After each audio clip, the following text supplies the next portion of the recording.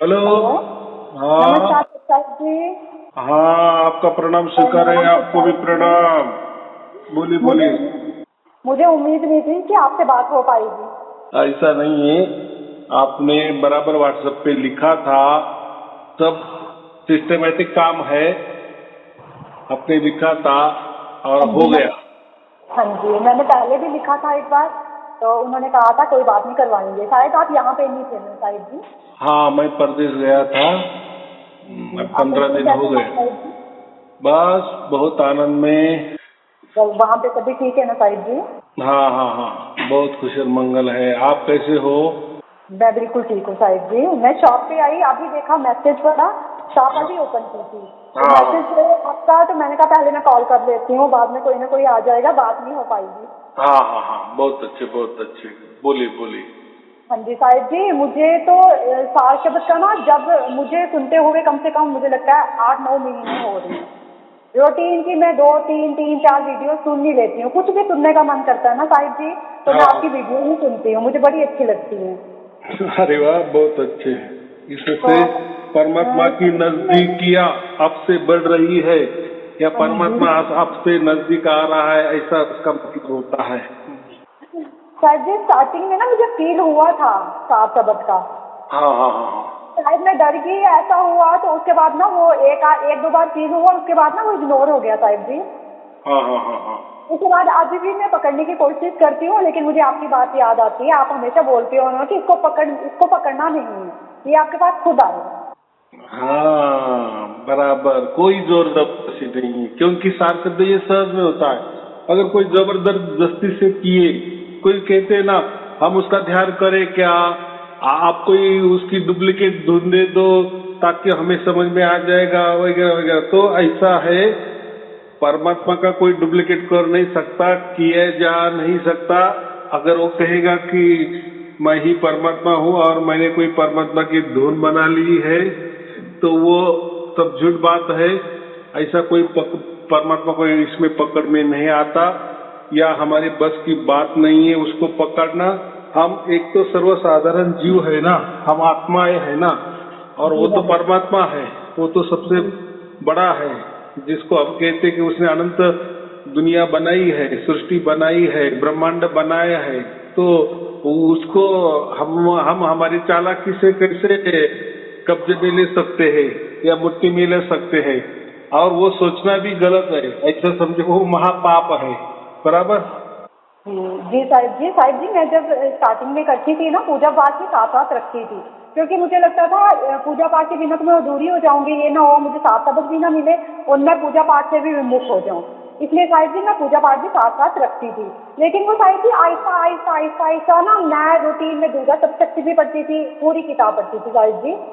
तो daily routine में भगवत गीता भी पढ़ती थी, और भी छोटे छोटे जितनी भी किताबें थी, जैसे हनुमान चालीसा हो गया, जैसे शंकर जी की स्तुति होगी, दुर्गा जी की स्तुति होगी, सब कुछ करती थी। और मालाएं साहिब जी वो तो मुझे आइडिया भी नहीं है मैं कितनी करती थी, बहुत ज्यादा कर लेती थी। हाँ, एक बात दो ऐसी मालाएं है। करती थी पूजा में, तो साहिब जी आहिस्ता आहिस्ता ये सब डरती थी, शायद मैंने इनका नहीं स्तुति की, इस प्रभु की स्तुति नहीं की, इस प्रभु की स्तुति नहीं की, ये नाराज हो जाएंगे, ये नाराज हो जाएंगे।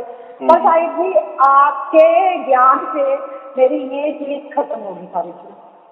हम्म। अब पूजा करती हूँ, सिर्फ 5 या 10 मिनट बैठ के जोर जगाती हूँ, शांत मन से बैठी रहती हूँ, या ओम का मन से ही करती हूँ, तो कोई भी बात नहीं करती साहिब जी। अभी ऐसा है कि आपने जितने भी नाम लिए ना, देवी हो देवता हो, वो तो देखिए वो तो आकारों में है ना, माने प्राकृतिक है। आकारों में माने हम जो भी देखते हैं आंखों से या महसूस कर सकते हैं, या जिसका कोई कर्म कांड किया जा सकता है, उसको हम क्या कहते हैं? तो प्रकृति की मामला है ना। जी साहिब जी। और वो प्राकृतिक मामला में परमात्मा कहाँ आ गया? परमात्मा तो कोई प्रकृति नहीं है। प्रकृति माने कोई वस्तु, कोई चीज, वो तो परमात्मा नहीं है ना। परमात्मा तो इन सबसे अलग है। तो आपने बहुत सारे प्रवचन सुने, उसमें आपको ये सब मिल गया। तो प्राकृतिक चीजों का कोई पूजा पाठ कर ले, कोई कर्म कांड कर ले, कोई भक्ति कर ले, तो उसका जो फल है ना, प्रकृति का ही मिलता है। बराबर। उससे मोक्ष का कोई दूर दूर तक संबंध नहीं है। लेकिन ये जो पूजा पाठ करने वाले हैं ना, ये इसमें घुसाड़ देते हैं कि ये करने से आपको मोक्ष भी मिल जाएगा। देखो बहुत सारे पोथी होती है ना, तो उसके बाद में लास्ट में फलश्रुति होती है कि ये पोथी पढ़ने से आपको क्या क्या होगा। तो उसमें तो यही होता है ना, जिसको बच्चा नहीं उसको बच्चा होगा, जिसकी शादी नहीं उसको शादी, बीमार है चक्का हो जाएगा, जिसको नौकरी नहीं वो नौकरी। तो ये सब बातें प्राकृतिक बातें होती है। और लास्ट में थोड़ा सा वो लिख भी देते हैं, ये पढ़ने से, ये पूजा पाठ करने से आपको मोक्ष मिल जाएगा। ये तो ये लास्ट वाला चिपका दे देते हैं, बराबर। तो वो सरासर झूठ बात है, ऐसा कुछ होता है। आपके जो आप बोलते हो ना साहिब जी, वो मन तक जाता है। और आप जो जो बात मन में आती है ना साहिब जी, तो दूसरे दिन ना उसका सोल्यूशन ना इसमें मिल जाता है। हाँ, खंडन होता है। मुझे बहुत बार आया कि मैं अभागी हूँ, शायद मुझे साल सबर नहीं प्राप्त हो रहा, लेकिन स्टार्टिंग में उसकी धुन का मुझे अब एहसास है कि वो धुन ऐसी है, क्योंकि मुझे आई है वो। लेकिन उसके बाद शायद मेरी नेग्लिजेंसी की वजह से गायब होगी। लेकिन मुझे इस चीज का एहसास है साहिब जी, तो मन में आता है कि नहीं, मैंने बहुत कुछ किया, बहुत कुछ तो कुछ भी नहीं किया, सिर्फ सिंपल सा पूजा पाठ ही आता था। हाउस वाइफ हूँ तो सिंपल सा पूजा पाठ ही करती थी, मन में शांति बहुत रहती थी, तो अच्छा लगता था। ऐसा लगता था जिस दिन पूजा नहीं करूंगी उस दिन मन अशांत हो जाएगा साहिब जी। तो वो एक प्रकार की हैबिट हो जाती है ना।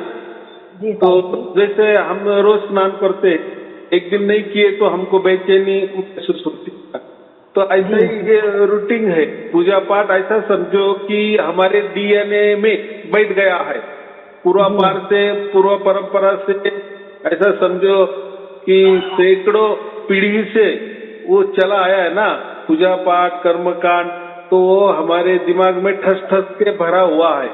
और कोई भी इसके बावजूद विचार नहीं कर सकता, इससे पूजा पाठ से अलग थलग विचार नहीं कर सकता। उसको ऐसा लगता है अगर हमने ऐसा कुछ किए तो बहुत बड़ा हम पाप कर रहे हैं। ऐसा ही होता है ना, ऐसे बोलते हैं ना कर्म। देखो अभी कर्म कांड करने वाले तो वो कर्म कांडों के ही वाहवाही करेंगे ना, पूजा पाठ करने वाले पूजा पाठ की ही वाहवाही करेंगे ना, बराबर। तो ये ऐसा ही होता है। लेकिन हमारे नसीब से, हमारे भाग्य से अगर परमात्मा मिल गया तो अभी तो समझ में आ गया ना कि हो, हाँ कोई परमात्मा की चीज होती है, माने कोई परमात्मा होता है और वो स्वयं में आता है और उसका लखाव करता है, चाहे वो 1 मिनट के लिए हो, 1 पल के लिए हो, 1 दिन के लिए हो, या सतत या अखंड हो। बस उसकी पहचान हो गई, उसने हमको स्पर्श कर लिया ना, हमको उसने पुनीत पावन कर दिया, बराबर। जैसा जिसको भी सात शब्द प्राप्त होता है वो 1 सेकंड के लिए भी आ गया ना, उसका स्पर्श हो गया और उसका वो स्पर्श का अनुभव हमारे आत्मा ने कर लिया। बस हम उसी टाइम पुनीत पावन हो गए, उसके हो गए, उसी क्षण हो गए, बराबर। जी साहिब जी। और लेकिन ना पहले मैं डरती थी ना साहिब जी, मेरे मन से ना साहिब जी डर हम की चिड़िया होती है ना, वो ऐसे फूल हो गई ना साहिब जी कि मन में किसी चीज का कोई डर नहीं रहा कि मैंने आज पूजा नहीं की तो नहीं, मैं आधे से ज्यादा सूख के डर जाती थी कि नहीं बहुत डर लग रहा है, भगवान जी को नहीं माना, आज मैंने भगवान जी का पूजन नहीं किया तो भगवान जी पक्का मेरे साथ कुछ नेगेटिव करेंगे। ये हमेशा मन में रहता था, ये नहीं कि वो पॉजिटिव करेंगे, हमेशा मन में आता था वो नेगेटिव करेंगे। हाँ, तो मैंने कहा ना वो डीएनए में हमारे घुस गया ना, तो उसका तरीका भी धीरे धीरे ही जाएगा ना। जैसा वो धीरे धीरे समझो कई पीढ़ियों से डीएनए में उसने बना लिया है, ने हमारे मस्तिष्क पर असर किया है, धीरे धीरे किया है ना, और इसलिए वो पक्का बैठ गया है। लेकिन अभी उसका सोल्यूशन क्या है? इससे हम प्रवचन सुनते जाते हैं, इससे हम पवित्र बनते जाते हैं, शुद्ध पवित्र बनते जाते हैं, साफ सुथरे बन जाते हैं, बराबर। और जैसे बन जाते हैं वैसा हमारा विश्वास उठ जाता है उसके ऊपर, लेकिन धीरे धीरे। जी बिल्कुल ठीक कहा आपने साहिब जी। ये सब चीजें तो मेरे मन से निकल ही गई बिल्कुल भी। अब कोई माला का डर नहीं होता, कोई भगवत गीता का डर नहीं होता, कोई दुर्गा सप्तशक्ति का डर नहीं होता, किसी चीज का मन में डर रहा ही नहीं बाबा। जो सब ऐसे लग रहा है सब अच्छा हो रहा है, किसी जो कमियां पहले थी वो अब पूरी हो गई बाबा जी। हाँ, कबिया माने जब तक हमें परमात्मा नहीं मिलता तब तक हम अधूरे ही रहते हैं, बराबर। अगर इस जन्म में नहीं मिला तो हमको अगला जन्म, उस जन्म में भी नहीं मिला तो अगला जन्म। लेकिन ऐसा है ना, अब देखो बाद में तो हमारे बहुत सारे होते ही है, हुए भी है, लेकिन ये मनुष्य जन्म में समझ में आता है ना क्या सच और क्या झूठ, बराबर। अगर उतना भी हमें समझदारी नहीं आई और वैसा ही हमने करते गए तो हमें 84 लाख योनि भुगतनी ही भुगतनी है, क्योंकि ये पूजा पाठ, ये मंत्र तंत्र जप जाप ध्यान, कोई मूर्ति पूजा समझे या कोई भाव भक्ति, फिर वो प्रेम वाली भक्ति क्यों नहीं, प्रेम भक्ति क्यों नहीं, किसी के ऊपर या शरीरों के ऊपर या आकारों के ऊपर हमने प्रेम किया, यानी हम प्रकृति को ही प्रेम करते हैं, प्रकृति में ही हमारा जुड़ाव हो रहा है। तो सीधी बात है, उसका सीधा क्या बोलते जवाब है कि प्रकृति अपने यहाँ ही उसको रखेगी ना, कैसे जाने देगी, क्योंकि उसने मरते दम तक प्रकृति का ही किया ना। ये जब जाप पूजा पाठ कर्म कांड मूर्ति पूजा वगैरह वगैरह ध्यान, ये सब प्रकृति में ही आते हैं, प्रकृति की चीजें, उसका प्रकृति की लाभ होता है, प्रकृति का लाभ माने ही हमारा अगला जन्म प्रकृति में होना तय है। तो उसका मोक्ष के लिए दूर दूर तक कोई संबंध नहीं है। तो हमें अभी ये समझना है, हमें मोक्ष चाहिए कि ये 84 लाख योनि चाहिए क्योंकि ये मनुष्य जन्म है ना, इसे में ही ये विचार होना है, निर्णय करना है हमें कहाँ जाना है। हम किसी जाते ना तो ट्रेन दिल्ली में भी जाने वाली है, तो कोई ट्रेन नासिक में भी जाने वाली है, बराबर। कोई ट्रेन पूरब में भी जाने वाली है, कोई पश्चिम को भी जाने है। ट्रेन जंक्शन है तो सभी ट्रेन वहाँ मौजूद की नहीं, लेकिन तय तो हमें करना है ना। मैं से हूँ और मेरी बहन ने मुझे आपका बताया था साहिब जी।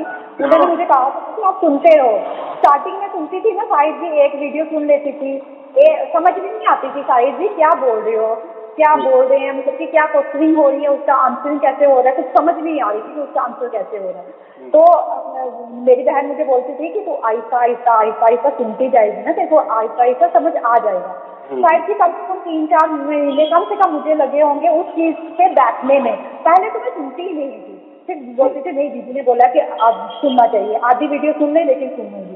आहिस्ता आहिस्ता आहिस्ता साहिब जी आज तो ऐसी हालत है कि मैं 3-4 रूटीन सुबह उठती हूँ तो लगा लेती हूँ, 3-4 वीडियो सुन ही लेती हूँ साहिब जी। जब भी कुछ करने का मन करता है तो वीडियो ही ऑन करके सुन लेती हूँ। ऐसा लग रहा है भगवान का नाम लेना तो वीडियो ऑन करके सुन लेती हूँ, तो बहुत अच्छा फील होता है साहिब। तो यही मैं कह रहा हूँ कि ये बहुत बड़ी सौगात मिली, गिफ्ट मिली है, बराबर।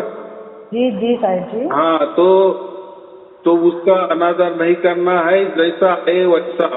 कैसा है कि पहले मैं डर में रहती थी, भगवान का नाम मुझे लगता था इसमें एक डर रहता था हमेशा, लेकिन साहिब जी वो डर खत्म हो गया। अब तो मन में विश्वास आ गया कि नहीं भगवान जी आपके साथ हैं हमेशा। और साहिब जी वो बताते हैं कि मैं तेरे साथ हूँ। उन्होंने ऐसे ऐसे काम किए हैं ना इन थोड़े महीनों में साहिब जी मेरे साथ, कि मुझे एहसास करवाया कि नहीं तुम मुझे डर से पूछती थी, वो नहीं, वो पूजन नहीं था। अब तो खुश हो के थोड़ा सा भी नाम लेती है ना तो वो पूजन है, वो मन तक जाता है। और वो एहसास करवाते हैं कि मैं तेरे साथ हूँ हर पल हर क्षण। मैं मुश्किल की घड़ी में थी तब भी साहिब जी उन्होंने मेरा इतना साथ दिया ना साहिब जी, इतना साथ दिया कि मैं आपको बता नहीं सकती साहिब जी। उन्होंने एहसास करवाया मुझे कि मैं तेरे साथ हूँ, तुझे डरने की क्या जरूरत है किसी से। तो कोई चिंता की बात नहीं है, बस आप डटे रहो, सब कुछ अच्छा होता जाएगा। अलग अलग अनुभव आते जाएंगे, बस उस जीवन में उतार लेना, बाकी कुछ नहीं होता, बराबर। जी साहिब जी। जो भी कोई समस्या है तो आप व्हाट्सएप पे लिखते जाना, बराबर। नहीं साहिब जी, अब तो लगता है कि आपके साथ होने से समस्या भी खत्म होगी। पता नहीं कौन सी शक्ति है जो आपके साथ जोड़ के रखती है कि एक वीडियो, 2 वीडियो, 3 वीडियो सुननी ही सुननी है, नहीं तो ऐसा लगता है कुछ अधूरापन सा है। बहुत अच्छी बात है ना, ये तो यही असली प्रेम है। भगवान से जब हम कहते हैं ना, भगवान से प्यार तो कैसा है, मेरा कृष्ण से कैसा किया होगा, तो वो तो कथा कहानी है, वो सच में हुआ वो हमें जानना है। लेकिन अभी हमें प्रेम का पता चल गया, अभी हमें प्रेम समझ में आया कि असली प्रेम क्या होता है। एक परमात्मा के सिवा हम किसी के साथ प्रेम नहीं कर सकते। हाँ, वो अलग प्रेम होगा, वो एक संबंध होगा, बराबर, लेकिन प्रेम नहीं होगा।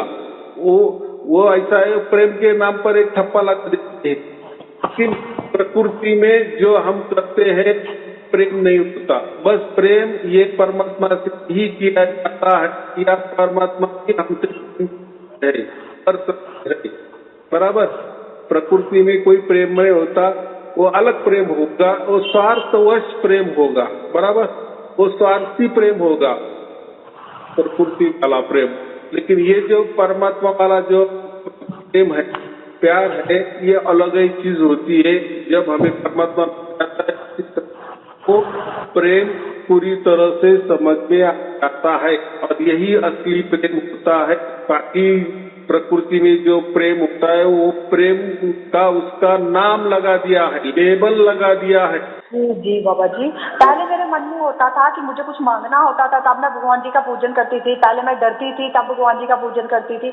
मतलब कि समझ नहीं आती थी कि कुछ मांगने के लिए पूजा कर रही हो या अपने लिए पूजा कर रही हो, किसके लिए कर रही हो। लेकिन ये चीज अब खत्म होगी बाबा जी। अभी ये चीज मन में नहीं आती कि भगवान जी से कुछ मांगना है। ऐसे लगता नहीं वो मांगे बिना ही सब दे रहे हैं, आपको कुछ मांगने की जरूरत नहीं है।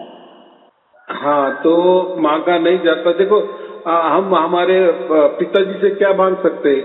हम पिताजी ने हमें जन्म दिया है ना, तो हमें क्या चाहिए क्या नहीं चाहिए वो तो हमारा चेहरा देख के ही सब कि बच्ची को क्या चाहिए, बराबर। ऐसा वो तो परमात्मा है ना, तो मांगना क्या, परमात्मा सब समझता है, सब समझता है। अब अगर वो नहीं समझ सकता तो फिर परमात्मा क्या करता, और वो पूछे वो परमात्मा नहीं हो सकता, बराबर।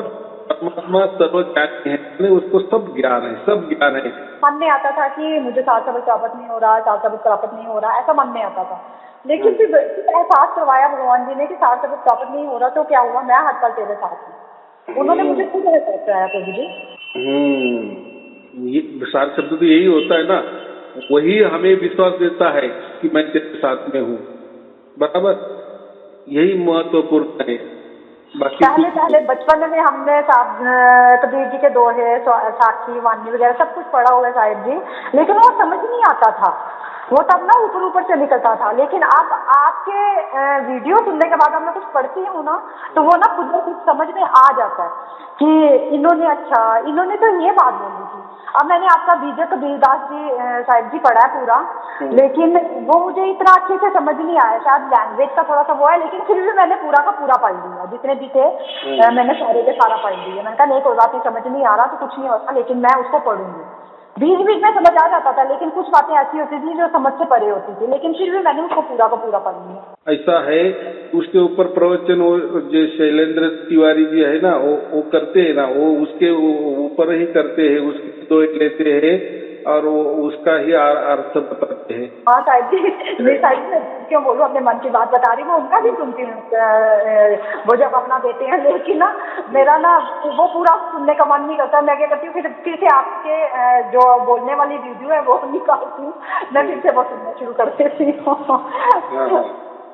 तो ऐसा है। देखो, अभी ये किस लिए हो रहा है, फिर उनको भी मैं क्यों बताने को कह रहा हूँ, प्रवचन करते तो ऐसे ही संत बनते हैं। और ऐसे बहुत सारी लाइन लगी हुई है कि हम करके प्रवचन, तो बात ऐसी है, सबका नंबर लग जाएगा, सबको ये हो जाएगा, लेकिन धीरे धीरे धीरे हम परमात्मा के बच्चे हैं और हमको ये समझ में आता है, हम किसी गुरु के शिष्य नहीं है, बराबर।